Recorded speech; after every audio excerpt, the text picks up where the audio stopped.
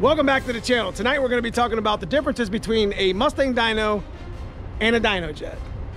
I took my white turbo Fox body to multiple events that had a DynoJet and a Mustang Dyno, and I'm here to share my experiences with you. So if you're curious to see which one made more power, which one didn't, I think you guys are going to be surprised. Stick around, hit that thumbs up, grows the channel. Let's get on into the video.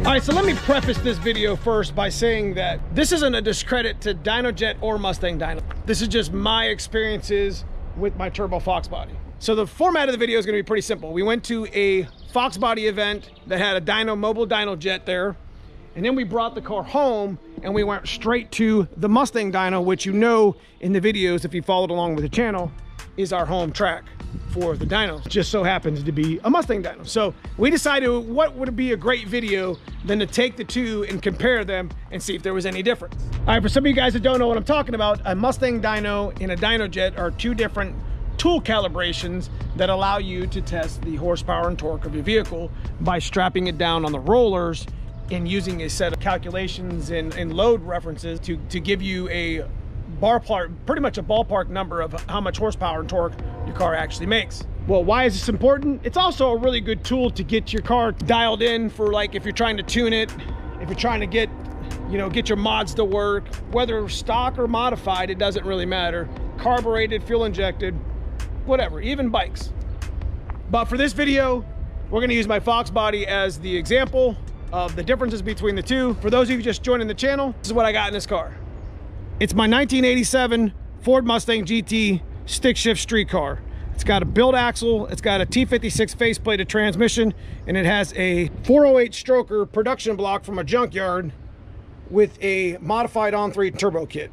Now, one thing I did want to reference real quick before we actually start this video is this is a manual boost controller made by Grimspeed. And what that actually does is you can actually turn the boost up and down manually using pretty much a vacuum regulator. One full turn is 16 clicks. You can see I made two little marks here. So for this video, we actually settled on about 48 clicks at the dyno, which is the DynoJet, the very first one you're about to see. And we decided to go ahead and use that as a reference for all three dynos that you're going to see tonight. All right, so let's just get started. The first event was the DynoJet. So I had an opportunity for once, the first time ever going on a DynoJet, to get a chance to make some power on it. It was pretty cool. So here's a couple passes. So let's get right on into it.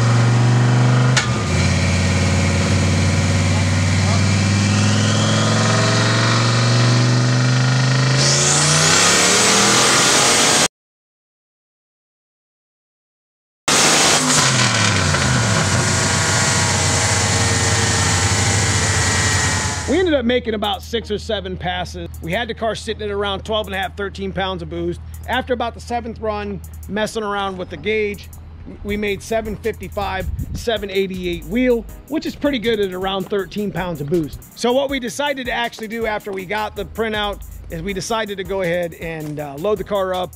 And we had a really good idea. Well, why don't we just go ahead and take it straight from here to our Mustang Dyno at home, put it at 48 clicks and see if it makes the same power.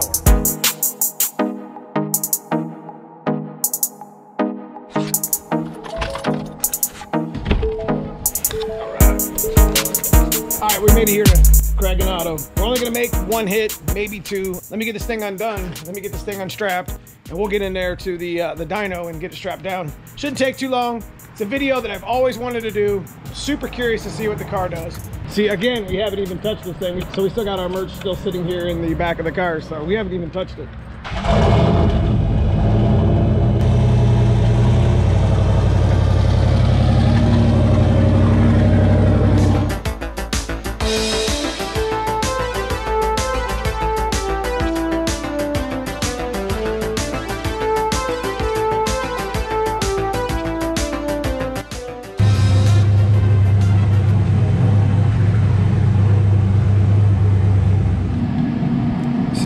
See my little white mark I made? Silver mark, whatever. All right, so we're at 48.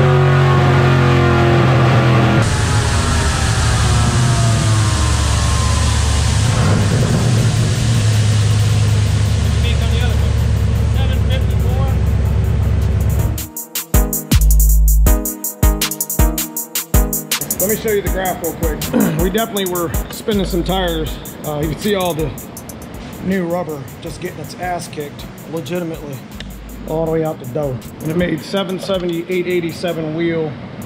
But there was a big, that's just tires just spinning all over right where the peak was at. The boost was pretty accurate from the one at the DynoJet.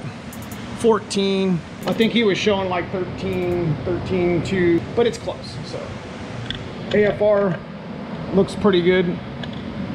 Yeah, definitely looks good for E85. So. All right, so we went from the DynoJet to the Mustang Dyno, made about the same exact boost. We made 770, 887 to the wheels. We did some calculating and we figured that the car made about 750 to the wheels because of the fact that it was spinning tires. Threw the number off a little bit. I don't know. That's what we figured out. All right, so there you have it. We went from one DynoJet to the Mustang Dyno, didn't touch anything, went right into the trailer, came home, put it back on the Mustang Dyno, made damn near the same horsepower number. Had a little tire slippage in there. We were definitely beating the snot out of those rear tires, but we're not done yet. All right, so for the last part of this video, we decided that we were gonna go ahead and head to Jackson, Tennessee to be part of the Ford Takeover event. Now, we weren't expecting to make a third part of the video with another dyno, but hell, while we were there, we might as well get on the Mustang Dyno and add it to this video, right? Just to kind of maybe confirm things that we've talked about in this video. But let me preface the dyno run before we start. We started at 48 clicks, so the only run that I'm gonna show you from there is the first initial run. We also went to the track for several weeks prior to this event, and we drove the car there for 45 minutes on top of the street miles I put on it at home. So I didn't expect to make a higher or lower number. I didn't expect to make anything, really. I didn't know what was gonna happen. That's exactly why I put it in this video. So enjoy the footage. We'll talk here at the end.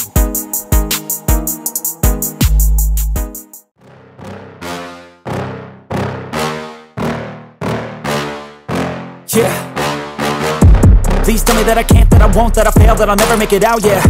Please tell me all the bad, never good, fill my head full of every single doubt, yeah. Please say any negative thoughts, I pump off when I hear people say I'm not.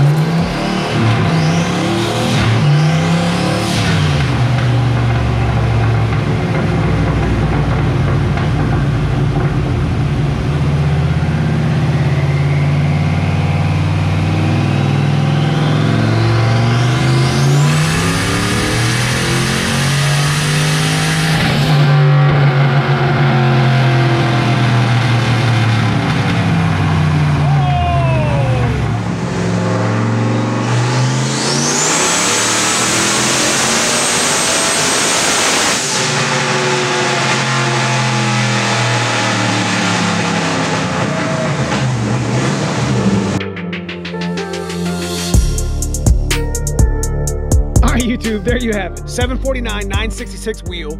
Pretty much the same number that I got in the other two dynos. One was in the east side of PA. One was in Northern Ohio. This one was in Tennessee. I'm actually very impressed on how close the numbers were, considering Same boost, same car, different dynos. But to be honest with you guys, with the software and the advancements with technology nowadays, should be on the money, right? The car's right, it should make the same number regardless of what dyno it's on. So the misconception of which dyno is better than the other or which one makes more horsepower than the other, for me, pretty much is myth busted at this point. Made within 10 horsepower, 3 different dynos, 3 different states. A chassis dyno is just that. It's a tool for tuning, it's a tool for getting all the work and effort that you have into your vehicles, whatever vehicle it may be, and being able to take it to somewhere, simulate a load, and be able to actually dial it in and tune it. So it's just a tool first. The horsepower and torque number, well, that's just subsidiary really at that point. All right guys, that's pretty much all I got for you. If you guys enjoyed the video, smash that thumbs up. It helps the video grow. It helps the channel grow. I super appreciate it. Hit up the comment below. Let me know what type of experience you might have had with a dyno. But outside of that, guys, I encourage you guys to check out the join button below, as the channel membership has its perks for the channel. There's also a super thanks there if there's something in the video, any of the videos, that I might have helped you with. But outside of that, I just appreciate the watch time. So I thank you for watching, and I'll see you soon in the next video.